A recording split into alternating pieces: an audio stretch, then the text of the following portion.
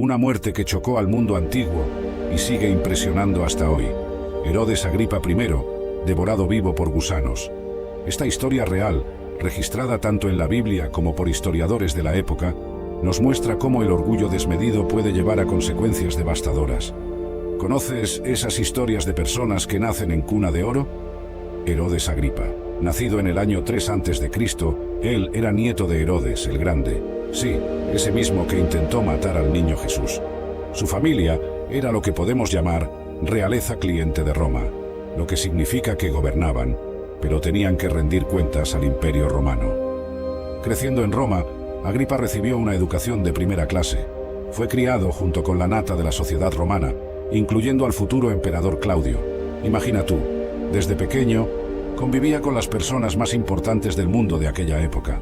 Lo más interesante es que Agripa era un maestro de la política. A diferencia de otros gobernantes de la época, sabía cómo agradar tanto a los romanos como a los judíos, a una habilidad rara y valiosa. Para los romanos, era el amigo leal y administrador competente.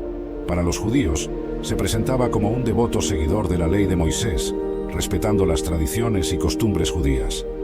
En Jerusalén, se convirtió en una figura muy popular, imagínate. Por primera vez en mucho tiempo, los judíos tenían un rey que realmente parecía importarles sus tradiciones. Participaba en las celebraciones en el templo, hacía ofrendas generosas y seguía rigurosamente la ley. Los rabinos lo adoraban, el pueblo lo respetaba y su influencia solo crecía. Pero aquí está la ironía de la historia. Cuanto más poder conseguía, más crecía su ego. Y fue justamente ese orgullo el que empezó a pavimentar el camino para su caída espectacular. Agripa empezó a verse no solo como un rey, sino como alguien casi divino. ¿Y saben qué nos enseña la Biblia sobre esto?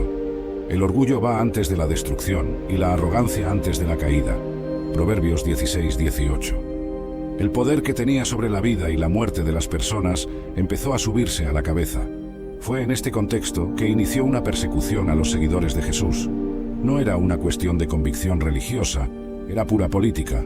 Vio que perseguir a los cristianos agradaba a ciertos grupos influyentes, y no dudó en hacerlo. La ascensión de Agripa al poder absoluto sobre Judea fue meteórica. En pocos años, logró reunir bajo su mando un territorio casi tan grande como el de su abuelo, Herodes el Grande. Reconstruyó las fortificaciones de Jerusalén, promovió juegos y festivales, y se estableció como una de las figuras más importantes del Mediterráneo oriental. Impresionante cómo el poder puede cambiar a una persona, ¿no? Si te está gustando esta historia increíble, échale un like y suscríbete al canal. Hay mucha más historia por delante. Continuando, lo que pocos saben es que Agripa tenía un talento especial para construir alianzas estratégicas. Lograba mantener amistades tanto con los emperadores romanos como con los líderes judíos, a una hazaña, y tanto en esa época turbulenta. Pero todo ese éxito tenía un precio, y ese precio estaba a punto de ser cobrado de una forma que nadie podría imaginar. El éxito y el poder tienen una manera interesante de revelar quiénes realmente somos. En el caso de Herodes Agripa I, revelaron a un hombre dispuesto a todo para mantener su prestigio político. Y así empezó uno de los periodos más oscuros para la iglesia primitiva en Jerusalén. Todo comenzó cuando Agripa se dio cuenta de que podía ganar aún más popularidad entre los líderes judíos persiguiendo a ese grupo creciente de seguidores de Jesús. La Biblia nos cuenta en Hechos 12, versículo 1, que en aquel tiempo el rey Herodes extendió sus manos para maltratar a algunos de la iglesia. No era nada personal, era puramente político. La primera víctima de esta persecución fue Santiago, hermano de Juan. Estamos hablando de uno de los apóstoles más cercanos a Jesús, uno de los 3 que estuvieron con él en el monte de la Transfiguración. Agripa ordenó su ejecución por espada, haciendo de Santiago el primero de los apóstoles en sufrir el martirio. La muerte de Santiago causó una ola de alegría entre los opositores al cristianismo, exactamente lo que Agripa quería. Viendo que esto agradó a los judíos, Agripa decidió ir más allá. Su próximo objetivo fue nada menos que Pedro, el líder reconocido de la iglesia en Jerusalén. La prisión de Pedro ocurrió durante la fiesta de los panes ácimos, un momento significativo en el calendario judío. 16 soldados fueron asignados para guardarlo, 4 grupos de 4, turnándose en turnos. Pero aquí sucedió algo que Agripa no esperaba. Mientras Pedro estaba en prisión, La iglesia se reunió para orar por él sin cesar. Y en una noche sucedió lo que parecía imposible. Un ángel del Señor apareció en la celda. Las cadenas cayeron de las muñecas de Pedro y él fue milagrosamente liberado. Cuando Agripa descubrió la fuga, se enfureció y mandó ejecutar a los guardias. Este episodio nos muestra algo interesante sobre cómo Dios trabaja. Mientras permitió que Santiago fuera martirizado, Él eligió liberar a Pedro de forma sobrenatural. Son los misterios de los planes divinos que no siempre comprendemos, pero que siempre tienen un propósito mayor. La persecución no paró ahí. Agripa comenzó a presionar a los seguidores de Jesús por toda Jerusalén. Familias fueron separadas, personas perdieron sus propiedades y muchos tuvieron que huir de la ciudad. Pero, como siempre pasa en la historia del cristianismo, la persecución terminó teniendo el efecto contrario al esperado. Cuanto más los cristianos eran perseguidos, más se difundía el mensaje del Evangelio. Las personas que huían de Jerusalén llevaban su fe a otras ciudades y regiones.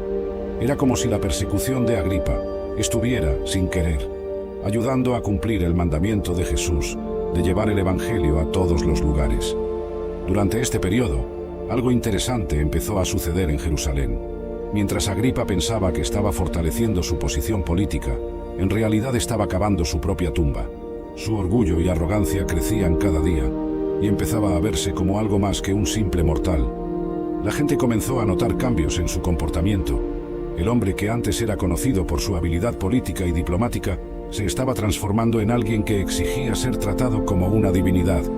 El poder se le subió a la cabeza de tal forma que no percibía las señales de advertencia.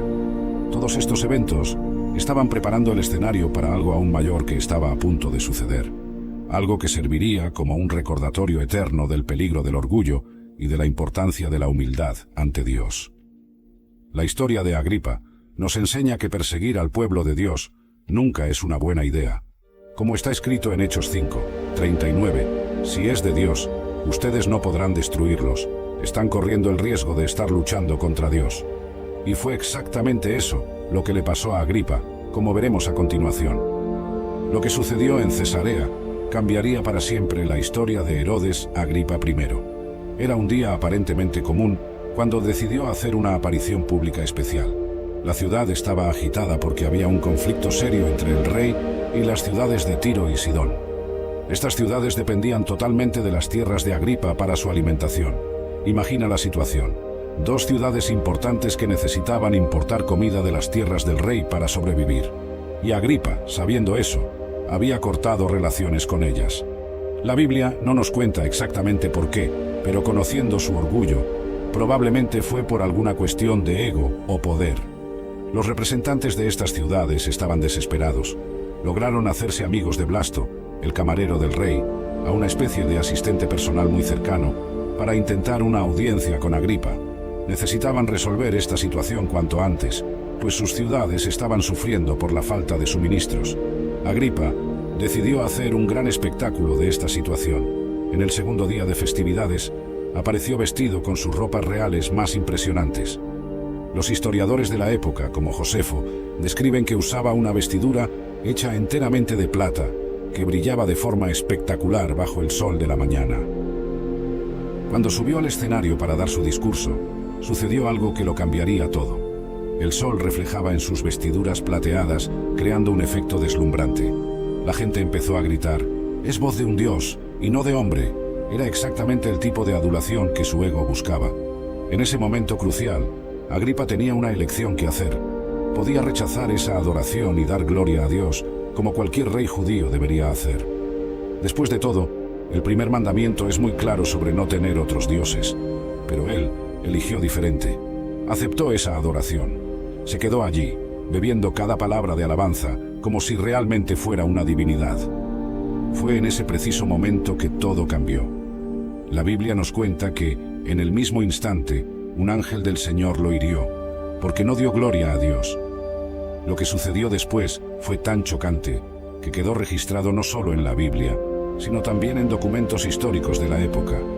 Josefo, el famoso historiador judío, nos da detalles perturbadores. Cuenta que Agripa fue afectado por dolores terribles en el estómago, tan intensos que tuvo que ser cargado fuera del teatro. La gente que momentos antes lo adoraba como un dios, ahora lo veía siendo llevado en agonía. Lo más impresionante es que esta no fue una muerte rápida.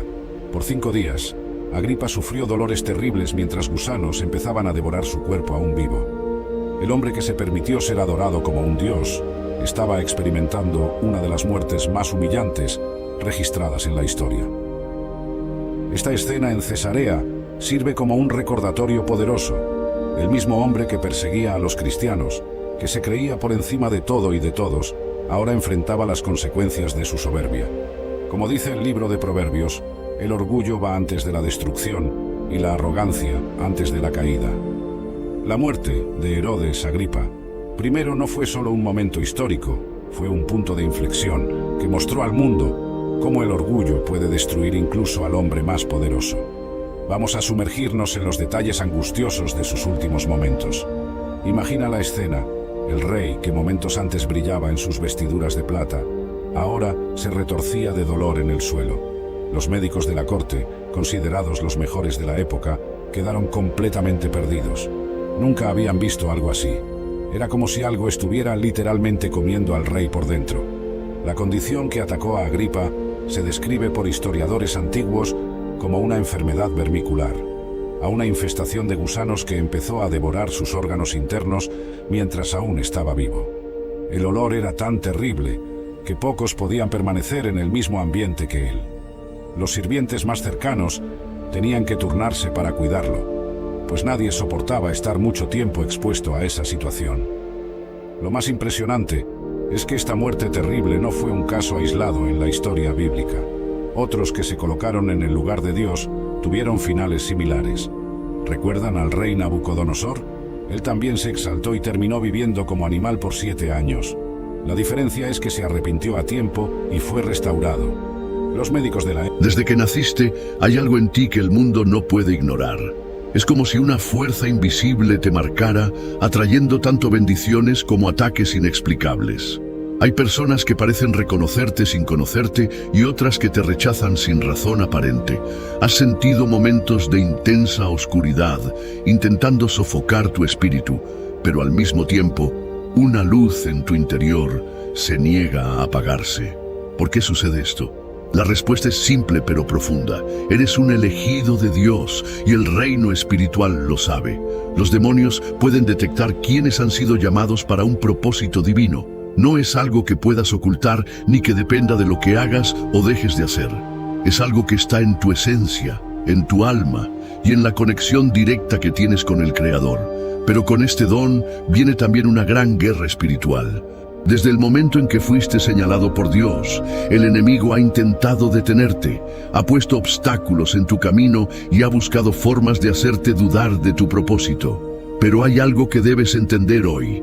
Si el enemigo te ataca con tanta insistencia, es porque sabe que eres una amenaza. Hoy vamos a revelar un misterio que pocos entienden. ¿Cómo es que los demonios pueden reconocer a los elegidos? ¿Por qué los ataques parecen venir en los momentos de mayor avance? Y lo más importante, ¿cómo puedes protegerte para seguir avanzando en el camino que Dios ha preparado para ti? Si alguna vez has sentido que el mundo te trata de forma diferente, que la batalla espiritual en tu vida es más intensa que en otros, entonces este mensaje es para ti. Quédate hasta el final, porque lo que descubrirás hoy podría cambiar la forma en que enfrentas cada lucha y te dará el poder para resistir y vencer. Vivimos en un mundo que nos ha enseñado a creer solo en lo que podemos ver, tocar o demostrar con pruebas tangibles.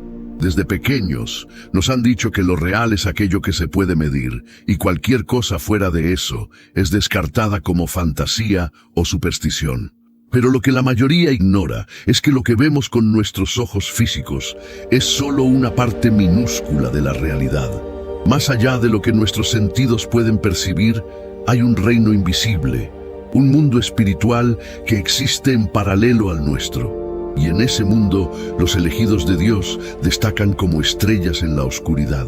Si eres un elegido, desde el momento en que naciste, algo dentro de ti brilla de una manera que el mundo de las tinieblas no puede ignorar.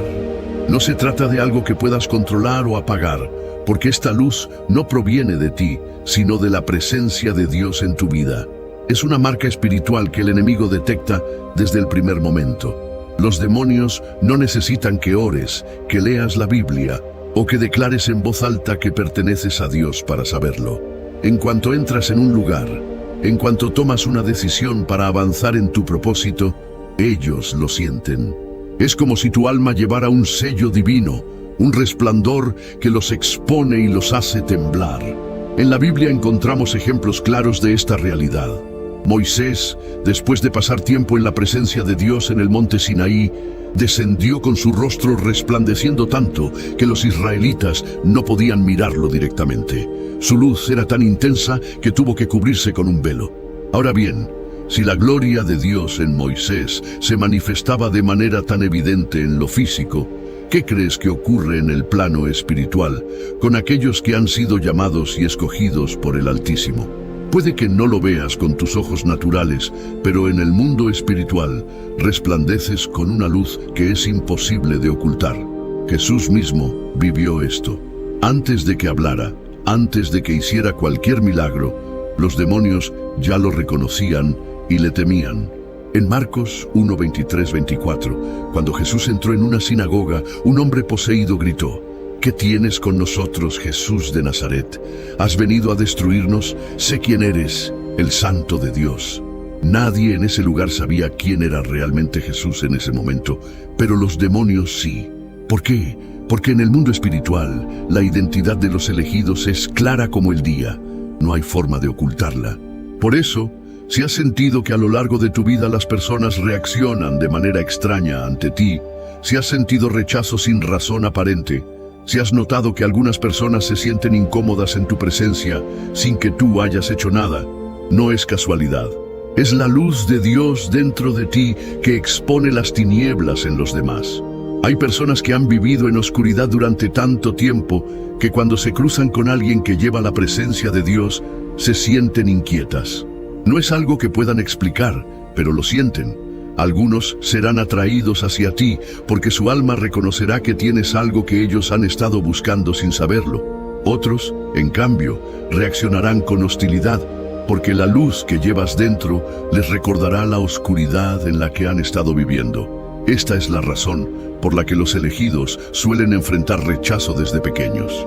Muchas veces los ataques comienzan en la infancia, cuando aún no entiendes por qué las cosas parecen ser más difíciles para ti que para otros.